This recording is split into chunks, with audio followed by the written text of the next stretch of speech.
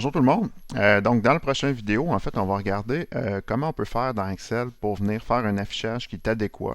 En fait, ce qu'on appelle de la mise en page pour prendre, par exemple, l'information qui est ici et de l'afficher sur un PDF ou à la limite de l'imprimer, peut-être pour le donner à mon patron ou à la limite pour en faire n'importe quoi par rapport à ça. Donc, dans l'exemple qui est ici, en fait, ce qu'on va faire, on s'imagine qu'on est dans une quincaillerie quelconque et que dans la quincaillerie, en fonction des dates, donc ici on a la colonne date, pour chacune des semaines, on va avoir un sommaire des ventes par département. Donc, par exemple, département de la plomberie, département des portes et fenêtres, département saisonnier, département matériaux, département de la peinture, et ainsi de suite. L'objectif du présent travail, normalement, ce serait de prendre l'information qu'on a calculée et à ce moment-là, l'imprimer pour le donner à mon patron. Si vous vouliez faire une analyse de tout ça, donc par exemple savoir c'est quoi les départements qui sont les plus performants en fonction des jours, des mois et des années, peu importe, je vous incite à aller voir un coup d'œil sur la vidéo sur les mises en forme, avec la vidéo sur ce qu'on appelle les tableaux croisés dynamiques. Et ces vidéos-là vont nous permettre rapidement d'aller à faire une analyse d'informations. L'objectif pour l'exemple qui est ici aujourd'hui, ça va vraiment être de faire une impression finale de notre tableau, puis de voir tout ce qu'on peut faire par rapport à la mise en page dans Excel. Donc, sans plus tarder, donc vous voyez, vous avez le tableau qui est ici, qui contient beaucoup d'informations. La première étape que je pourrais faire, c'est d'essayer de l'imprimer. Okay? Peut-être que c'est quelque chose que vous avez fait dans le passé ou que vous avez fait peut-être dans une autre, présentement que vous essayez de faire et ça ne fonctionne pas. Donc, si je fais fichier imprimé, on va voir qu'est-ce que ça donne et vous allez voir que c'est ce que j'appelle une catastrophe. C'est-à-dire que si vous regardez l'information comme ça, vous voyez que le tableau, il ne s'affiche pas du tout comme on voudrait avoir et que normalement, les données sont un petit peu affichées de façon peu professionnelle. Et en plus, on n'a pas le nom de l'entreprise, on n'a pas les informations, on n'a rien qui indique que l'information est confidentielle, j'ai pas de numéro de page, ces choses-là. Donc, c'est toutes des choses qu'on va regarder pour corriger pour la suite. Okay? Certaines personnes ont peut-être déjà dit, ben simplement, tu n'as qu'à aller écrire ici et de faire ce qu'on appelle une mise en échelle de la feuille. Oui, vous pourriez faire ça. Donc, si vous faites ajouter la feuille à une page, vous pouvez faire ça. Mais si vous regardez, l'information, elle est très, très petite et très difficile à lire. Donc, c'est peut-être pas ce qui est le plus adéquat par rapport à ce qu'on veut faire par rapport à ça. Donc, ici, c'est un certain problème. Et à la limite, on va voir comment on peut faire pour régler tout ça. Première étape, lorsqu'on veut imprimer ou faire de la mise en page dans Excel, on va aller en fait dans la vision ou dans le, si on veut, dans l'affichage de type mise en page sur Excel. Vous regardez ici dans le bas, donc normalement par défaut dans Excel, on est dans un mode qu'on appelle un mode quadrillage, donc le mode chiffrier. Par contre, on a la possibilité de basculer en mode mise en page et ce qu'on va avoir et ce qui va nous être affiché est le résultat de notre document lorsqu'on va l'avoir imprimé. Faites attention, ici, présentement, l'affichage il est conventionnel. Pourquoi? Parce qu'il s'est rappelé que lorsque j'avais fait imprimer, j'avais été spécifié dans les options ici, là, de ajuster la feuille, en fait, de le mettre à l'échelle. Donc, je vais l'annuler, en fait, ce que j'avais fait tantôt. Donc, je vais mettre aucune mise à l'échelle. Et vous allez voir que le scénario va redevenir comme il était avant, c'est-à-dire exactement comme ça. Donc, lorsqu'on est en mode affichage dans Excel, c'est juste une façon de vous montrer l'information et de vous montrer comment cette information-là va être imprimée si vous aviez à faire fichier, imprimer et ainsi de suite. Donc, on voit ici le mode affichage, ça c'est le résultat. Si on veut travailler certains éléments de mise en page pour améliorer notre situation, ce qu'on va pouvoir faire simplement, en fait, c'est qu'on va pouvoir aller dans l'onglet ici Mise en page. Et dans l'onglet Mise en page, on va avoir la possibilité de placer l'information d'une autre façon. Qu'est-ce qu'on peut changer dans notre fichier Excel? Bien, premièrement, comme on pouvait le faire dans Word, on a la possibilité de changer ce qu'on appelle les marges. C'est quoi une marge? Une marge, c'est la distance entre le début de votre première colonne Excel et le début de la feuille. Donc, si vous voulez avoir des marges qui sont très, très larges, comme le cas ici, donc vous voyez les marges, c'est ça ici, là. Ça c'est la marge gauche, ça c'est la marge en haut. Donc, si vous voulez avoir des marges qui sont très larges, vous avez la possibilité, via l'onglet Mise en page ici, de venir le changer. Si vous voulez avoir des marges qui sont étroites, on peut essayer de les changer aussi. Je peux essayer de changer l'orientation de ma feuille. Donc, par défaut, la feuille qui est ici, elle est portrait. Donc, je pourrais peut-être essayer de la mettre paysage pour voir si ça règle le problème. Donc, vous voyez que dans mon cas, le format paysage m'aide beaucoup. À certains moments, vous pourriez essayer ici de venir changer la feuille, la taille de la feuille. Donc, la mettre, là, je suis en A4, en fait, et normalement, je devrais être en format lettre, puisque le format A4 n'est pas géré par mon imprimante. Donc, vous voyez. Et là, oups, en me mettant en format lettre, l'information ne rentre pas, il m'en manque un petit peu pour y aller. Okay? Donc, à ce moment-là, si c'est le cas, je pourrais essayer, comme on le ferait dans un Excel régulier, c'est-à-dire que de venir déplacer un petit peu mes colonnes pour essayer le plus possible de gagner de l'espace si je suis capable de le faire. Si je ne suis pas capable de le faire, à ce moment-là, je n'aurai pas le choix. Je vais devoir couper ma feuille sur sur plusieurs pages. Donc, dans le cas qui est ici, je peux essayer de le faire, mais idéalement, vous voyez, il m'en manque encore. Je peux essayer de glisser ma feuille. Ah, là, je suis presque correct. Donc, ça s'imprimerait normalement de cette façon-là. Puis à ce moment-là, j'aurais déjà l'information et je suis correct. J'ai réussi à l'ajuster minimalement comme ça. Tantôt, on va voir des petits trucs qui nous permettraient d'aider et de régler cette situation-là. Et faites-vous-en pas, normalement, ça arriverait de temps à autre que peut-être vous n'auriez pas assez d'espace. Donc là, il faudrait vraiment venir changer la taille de la feuille pour mettre une autre taille, peut-être format légal, qui va être un petit peu plus long, et ainsi de suite, ou de changer ce qu'on appelle l'orientation ou les marges. Donc, dans le cas qui est ici, bonne nouvelle, ça l'entre et on est capable maintenant de placer notre information. La première chose qu'on voudrait ajouter également sur le document, c'est de venir spécifier en fait peut-être le créateur. Donc, si jamais vous l'imprimez, vous le donnez à votre patron, vous voulez que le patron sache que c'est vous qui l'avez fait. Donc, il pourrait être intéressant de venir ajouter ce qu'on appelle les en-têtes et des pieds de page à notre document. Et comment on va faire ça dans Excel? Lorsqu'on est en mode mise en page comme ça, c'est-à-dire que par défaut, comme dans Excel, ce que vous êtes habitué de faire, on est en mode chiffrier, normal, et on peut passer en mode mise en page. Lorsqu'on est en mode mise en page, vous allez voir, si vous cliquez dans le haut, au-dessus de votre fichier Excel, qu'il y a des zones qui apparaissent. Les zones qui sont ici, vous avez la possibilité de les modifier et d'écrire tout ce que vous voulez à l'intérieur. Si on va voir le pied de la page, vous voyez ici, c'est la même chose. Vous avez la possibilité d'avoir des en-têtes et des pieds de page. Si vous avez déjà fait du Word et que vous trouvez que les en-têtes et les pieds de page sont compliqués, dites-vous que dans Excel, c'est beaucoup plus simple. Lorsque je vais modifier de l'information dans mon en-tête, ça change partout et ça reste partout pour l'onglet dans lequel je me trouve présentement. Okay.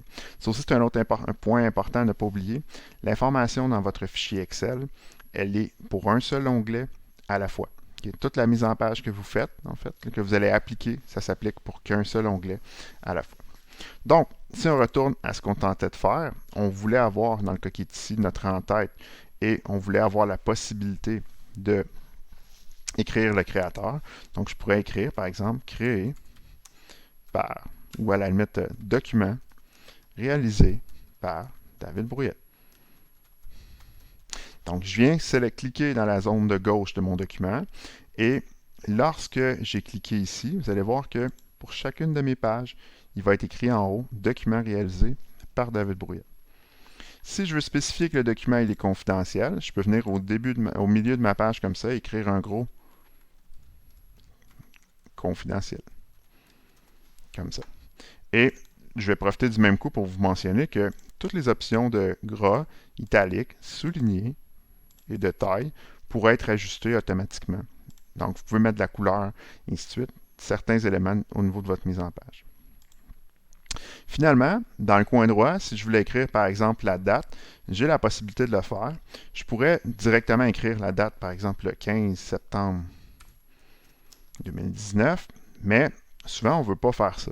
Pourquoi? Parce que la date qu'on veut voir dans notre fichier, c'est la date à laquelle on l'a imprimé. C'est-à-dire que c'est la date active, donc la date actuelle, et on veut qu'elle se mette à jour automatiquement. Plutôt que de faire ça, je vais pouvoir utiliser les outils d'entête et de création, okay, qui est un onglet supplémentaire qui a été ajouté dans Excel. Et lorsqu'on est en fait en mode, lorsque je clique dans mes entêtes et dans mes pieds de page ici à droite, j'ai une petite fenêtre qui apparaît, pas une fenêtre, mais bien un onglet qui apparaît ici, entête et pieds de page, pour lequel je peux aller cliquer sur mon onglet. Et il y a des petits gadgets qui apparaissent ici, donc qu'on va pouvoir ajouter. Dans mon cas, si je veux la date, je l'ai ici. La date actuelle, je vais cliquer sur date actuelle. Et automatiquement, vous voyez qu'il va m'ajouter un petit symbole Et ce petit symbole-là, Perluette ou un et commercial avec un crochet date, fermeture du crochet, ce que ça veut dire, en fait, c'est une variable. Okay? Il va remplacer ce code-là que vous voyez ici, donc le code qui est ici, il va remplacer le code et date par la date lorsque vous allez sortir de votre document. Okay? Donc, vous avez la possibilité d'émettre certaines variables. Si je voulais mettre la date, peut-être, et une heure, je pourrais écrire date, et je pourrais venir cocher ici heure, et il me mettrait un deuxième symbole. Okay, vous voyez? Ben, en fait, je vais le zoomer pour qu'on le voit bien. Là. Lorsque vous avez ici la date, ça ici est une variable, ou un peu comme une frime. En fait, il va venir le remplacer par le texte qui est au bon endroit. Et ici, vous avez l'heure. Je pourrais mixer du texte à l'intérieur et je pourrais même à la limite inscrire du texte aussi avant ou après le texte, comme par exemple imprimer le avec un petit 2 points. Et lors que je vais sortir de la zone qui est ici, la date et l'heure va être remplacée automatiquement par la vraie date et la vraie heure. Donc, on peut tout aller jouer sur ces options-là. C'est toutes des choses qu'on peut venir personnaliser. Et dans l'entête et pied de page, évidemment, il y a beaucoup d'autres choses. Donc, on pourrait mettre la date, je pourrais mettre l'heure, je pourrais mettre le lien vers l'emplacement de mon fichier. Je pourrais mettre le nom du fichier Excel. Donc, mettons si mon fichier s'appelle exemple de mise en page.xls, je pourrais venir écrire le nom de mon fichier Excel. Je pourrais mettre le nom de ma feuille. Donc, le nom de ma feuille, en fait, c'est le nom qui est ici, le nom de mon onglet, suivi des ventes hebdo. Je pourrais mettre une image. Je pourrais mettre le numéro de page et je pourrais mettre le nombre de pages. En fait, c'est exactement ce qu'on va venir faire dans le bas de notre document. En fait, ici, là, donc dans le pied de la page au centre, vous voyez, j'ai aussi des éléments de mise en page. Je pourrais écrire encore là les mêmes informations. Si je veux écrire, par exemple, la date, pas la date, mais bien le numéro de la page et le nombre de pages totales, je peux venir ici. Je vais dans l'onglet en tête et pied de page. Je viens cliquer sur l'option numéro de page ici. Donc là, si je sors à côté, vous voyez que ça me met la page 1. Et si je veux avoir, par exemple, comme on pouvait faire précédemment, je peux mixer du texte. Donc je pourrais écrire page 1, 2, et ici venir mettre le symbole et page avec un S, c'est-à-dire le nombre de pages totales. Ce que ça aura pour effet, dans mon document Excel, je vais voir apparaître page 1, 2, 2. Donc, vous voyez ici, l'utilisation des variables est très, très intéressante parce qu'on a la possibilité de venir ajouter des outils supplémentaires que vous avez ici, que vous pouvez faire. Si vous ne voulez pas vous casser la tête, lorsque vous faites la mise en page de votre fichier Excel, sachez qu'il existe des entêtes qui ont été pensées pour vous. Okay? Donc ça, c'est tous des exemples d'entêtes qui ont été préparés et des exemples de pieds de page qui ont été préparés. Okay? Donc, si vous ne voulez pas vous casser la tête, vous pouvez prendre les options qui sont ici. Sont déjà en fait, il y a déjà des choses de pré-remplies dans les trous et vous avez la possibilité de le faire de façon automatique. Donc, si on regarde ici, on voit qu'il y a 1 de 2 et qu'on avait un document réalisé par David Brouillette. C'est confidentiel et c'est imprimé à telle date, à telle heure.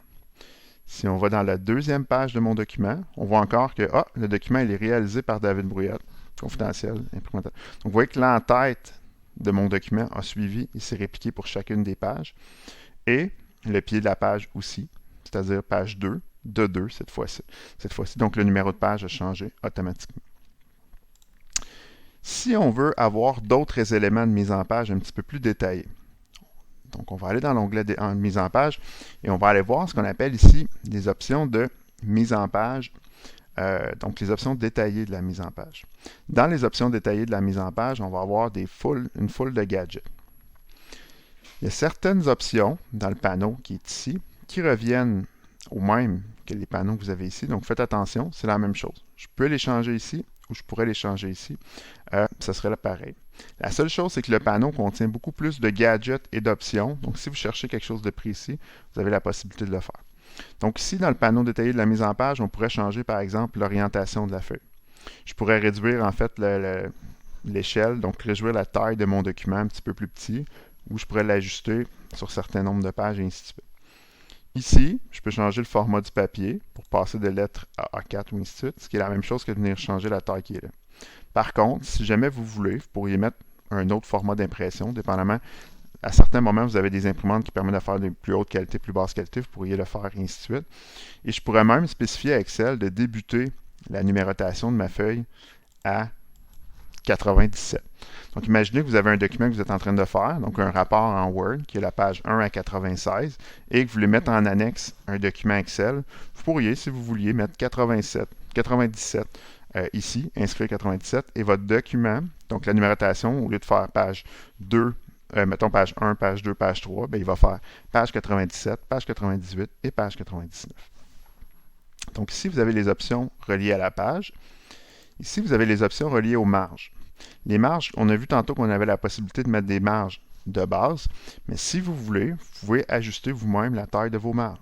C'est-à-dire, est-ce que je vais avoir 1,9 cm en haut, 1,9 cm en bas, à gauche, à droite.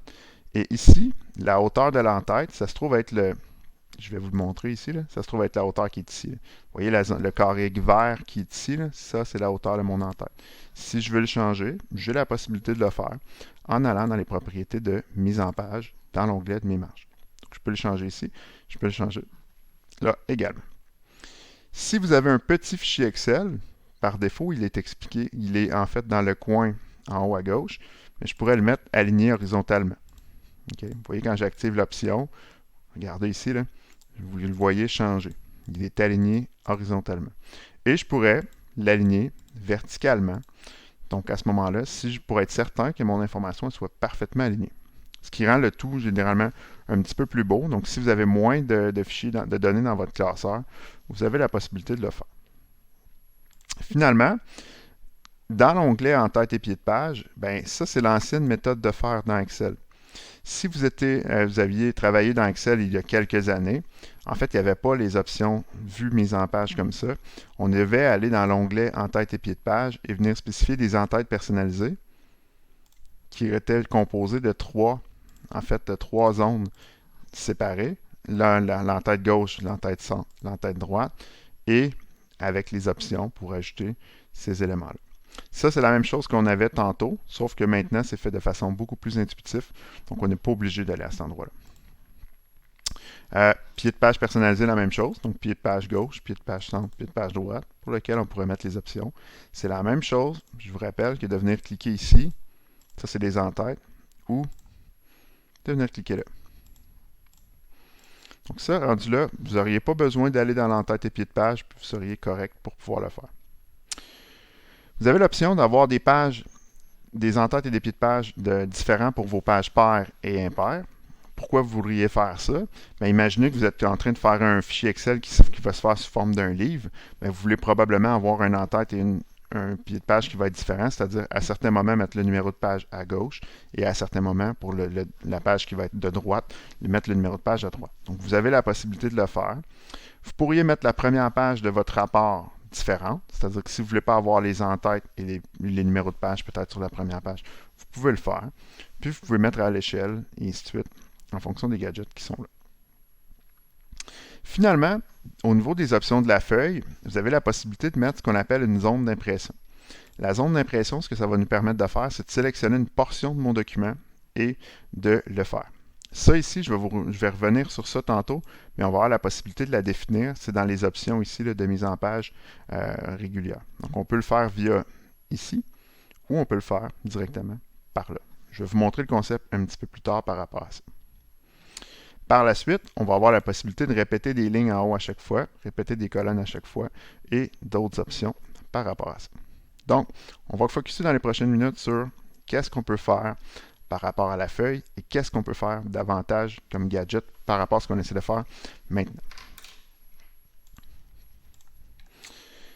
Vous voyez, j'ai une belle en-tête bleue qui me permet en fait d'exprimer, de voir et de comprendre que quand je suis dans la ligne qui est ici, là, ça représente en fait porte et fenêtre comme département.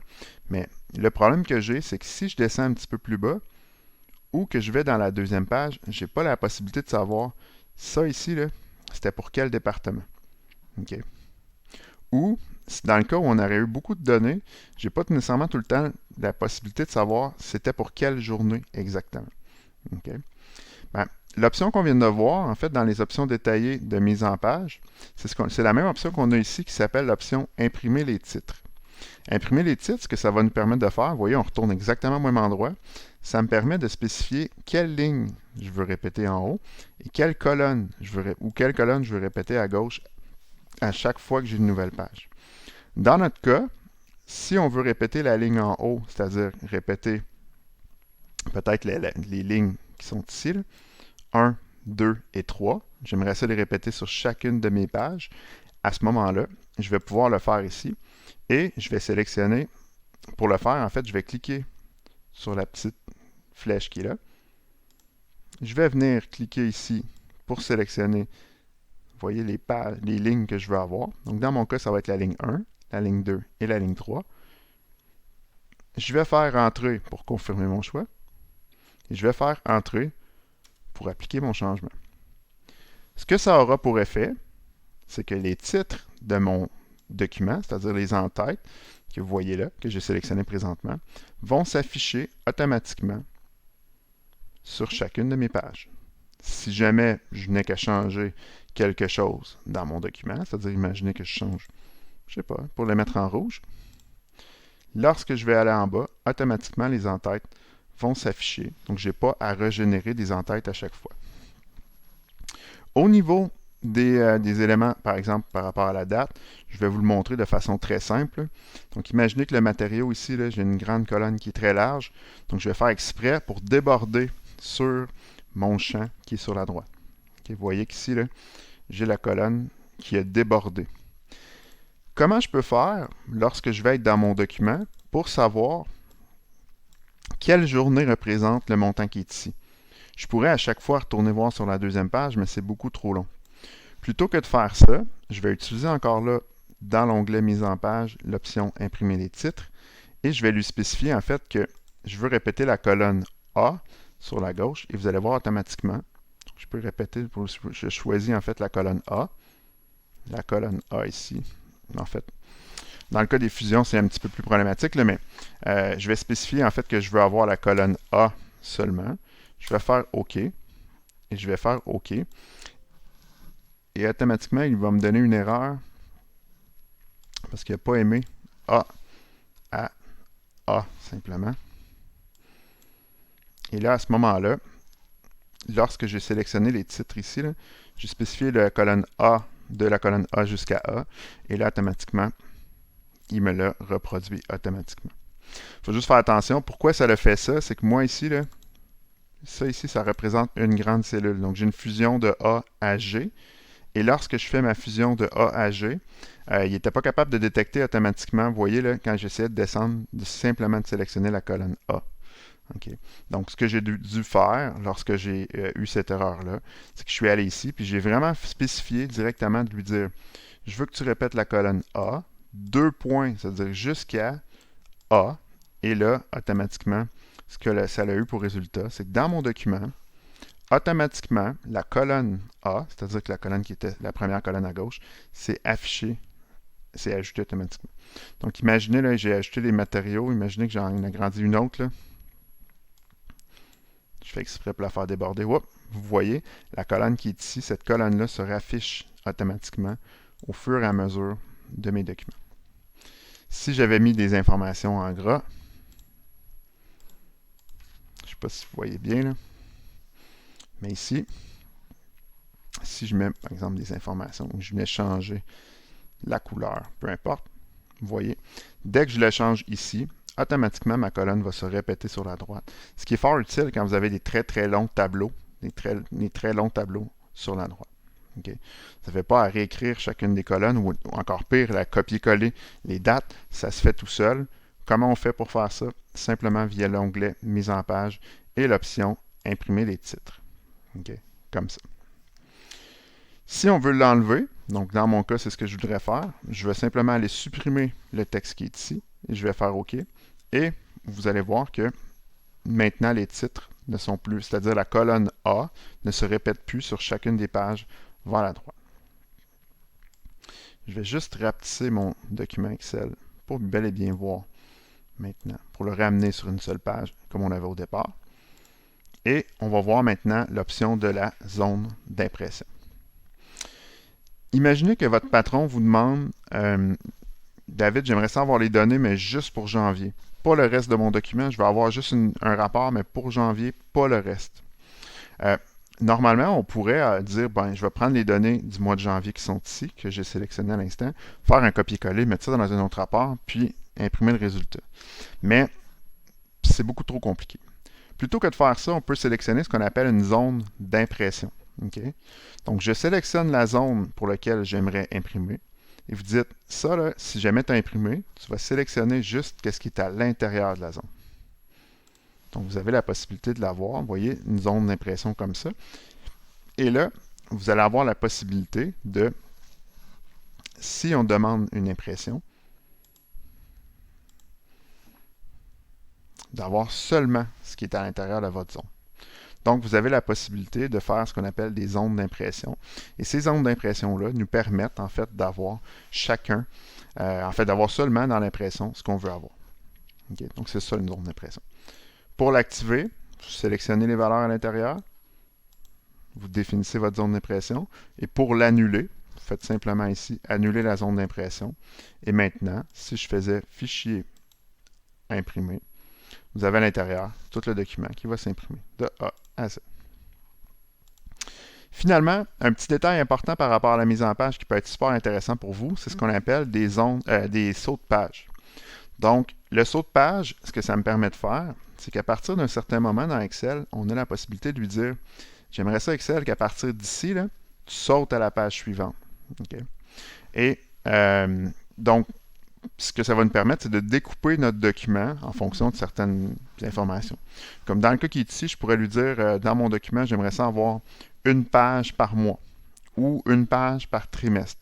C'est quoi un trimestre? C'est grosso modo, c'est 3 mois consécutifs, c'est-à-dire que c'est les mois de janvier, février, mars. Ensuite, je pourrais avoir le deuxième trimestre qui serait avril, mai, juin. Le troisième serait juillet, août, septembre. Et le dernier, octobre, novembre et décembre. C'est ce que je vais faire dans le document qui est ici en ajoutant ce qu'on appelle un saut de page. Je vais mettre un saut de page pour que chacune de mes pages de mon document représente qu'un seul trimestre à la fois. Donc, dans mon cas, je ne change rien avec les options d'afficher les titres, ça c'est la même chose. Je vais aller ici et à partir de la ligne 16, donc vous voyez, je suis placé ici, donc je sélectionne la ligne 16. À partir de la ligne 16, j'aimerais ça ajouter un saut de page. Donc, je fais simplement venir ici, je sélectionne la ligne et je fais insérer un saut de page. Vous allez voir que Excel, automatiquement, a pris la ligne 16 et l'a poussé ou l'a déplacé sur la page suivante automatiquement. Okay. Donc, on disait que le deuxième trimestre, il commençait au 1er juillet, donc c'est-à-dire ici. Donc, je vais prendre ici la ligne 29. Donc, je sélectionne la ligne en cliquant à gauche ici. Okay? En cliquant ici à gauche. Et là, je vais venir dans les sauts de page, je vais venir insérer un autre saut de page, simplement. Et voilà, mon saut de page s'est ajouté automatiquement. Et finalement, si on disait que mon trimestre était pour juillet, août, septembre, donc le prochain commence en octobre, je vais le faire une dernière fois à partir d'octobre ici. Donc, je sélectionne la ligne numéro 43. Je viens insérer ici mon saut de page et automatiquement, vous voyez que j'ai maintenant une page qui est juste pour le troisième trimestre. Donc, si on regarde en résumé, j'ai la première page contenant les dates du premier trimestre, la deuxième page qui contient les dates du deuxième trimestre, et ainsi de suite. Donc ça, c'est génial parce que lorsqu'on va l'imprimer, on n'a pas besoin de déplacer, de faire des trous, de faire des copier-coller dans notre fichier Excel. Ça se fait automatiquement. Un peu comme on avait au niveau de l'entête. Donc là, vous voyez, je suis en mode impression. Je suis sur la page 1. Je n'ai que les données du premier trimestre. Je vais avoir, désolé, ici, page 1, les données du premier trimestre. La page 2, les données du deuxième trimestre. La page 3, les données du troisième trimestre, et ainsi de suite. Ça se fait tout seul. La dernière chose que vous allez probablement vous demander en regardant la vidéo, c'est ou me poser la question, c'est David, comment je fais pour savoir où sont placés mes sauts de page ou comment je pourrais faire pour les ajuster, les retirer et ainsi de suite. Ce qui est intéressant dans Excel, c'est qu'on a une vue normale, qui était notre vue calendrier, notre vue chiffrier régulière, comme vous êtes habitué probablement de travailler. On a la vue mise en page, qui était la vue qu'est-ce que ça donnerait si j'avais ma page, donc le résultat de ma page. Et finalement, on a la vue, l'aspect vue saut de page. L'aspect vue saut de page que vous avez ici, c'est votre document avec les sauts de page au besoin. Si jamais vous vouliez les monter ou les descendre pour les changer de place, vous pourriez venir faire des changements dans vos sauts de page. Okay? Donc, je fais annuler pour le garder comme il est, mais je pourrais, par exemple, ajouter ou ajuster les sauts de page au besoin avec l'élément qui est ici. Si je veux l'enlever, ben, je peux simplement aller ici, puis je peux venir faire un saut de page et venir supprimer le saut de page actuel dans lequel je me trouve. C'est-à-dire que, en fait, si vous voulez l'enlever, vous sélectionnez la ligne, c'est-à-dire la ligne 30, qui est ici. Là. Donc, vous sélectionnez la ligne 30 ici, et vous venez faire supprimer le saut de page. Et normalement, ça va enlever le saut de page qui était sur cette ligne-là. Je sélectionne la ligne, faites supprimer le saut de page, et à ce moment-là, ça va enlever le saut de page en temps réel. Vous voyez ici, il y en a un avec un pointillé. En fait, c'est qu'Excel vous dit je ne peux pas tout mettre l'information que tu m'as demandé sur la même feuille, donc par défaut, il va le mettre là. Donc, si vous préférez, vous pourriez mettre vos sauts de page directement à partir d'ici. C'est-à-dire que dans mon cas, donc je vais juste faire un zoom pour qu'on le voit bien. Dans mon cas qui est ici, je veux changer de page à partir de la ligne le 1er janvier. Donc, je m'en viendrai ici, je fais insérer un saut de page. Je pourrais continuer et dire maintenant mon deuxième saut de page, je le veux à partir du 1er juillet. J'insère un saut de page. Et ça revient à la même chose que ce qu'on a fait tantôt, de le faire de façon visuelle. En fait, ils vont se placer dans le résultat ici. Et ils vont se placer aussi dans le résultat ici. Vous voyez, c'est peut-être subtil, mais on voit on le voit un petit peu en gris pâle. Là. On voit les changements qui s'appliquent de cette façon-là. Donc, le mode saut de page, évidemment, nous permet rapidement d'avoir accès à nos données et de déterminer ce que j'appelle une coupure ou à partir de quel endroit on veut sauter à la page suivante. Et c'est ce que ça nous permet de faire. Il y a d'autres options, évidemment, que vous pourriez aller voir, en fait, que vous pourriez utiliser, comme par exemple mettre un arrière-plan pour votre document et ainsi de suite, au niveau de la mise en page. J'en parlerai pas pour la vidéo dans laquelle on se trouve présentement, mais j'espère que ça vous a été fort utile. Ce qu'il ne faut pas oublier, c'est que quand vous êtes dans Excel, de ne pas oublier de retourner en mode Excel régulier, c'est-à-dire en mode normal, et que vous avez la possibilité d'avoir la mise en page pour l'aperçu par feuille et la mise en page pour l'aperçu en mode saut de page. Si vous avez des questions en lien avec ça, n'hésitez pas à communiquer avec moi. Sinon, je pense que ça couvre l'ensemble des informations à la mise en page. J'espère que ça vous a été fort utile pour pouvoir le reproduire et sinon, passez une bonne journée. Merci.